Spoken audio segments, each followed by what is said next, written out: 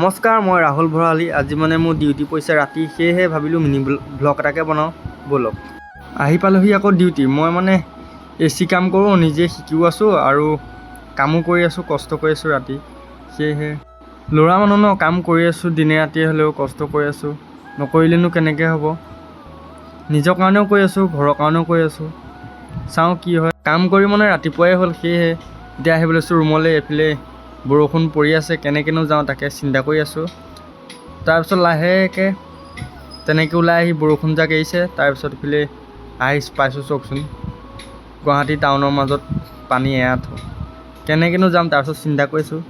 যেনে তেনে আহি তাৰপিছত ৰুম পালোহি। ভাত কেইটামান বনাই ধুনীয়াকৈ, এইফালে আছে আদা, জলকীয়া, আচাৰ, পিঁয়াজ, নিমখ, আলু, এয়া ভাত পানী ঢালি তেনেকৈ খালোঁ।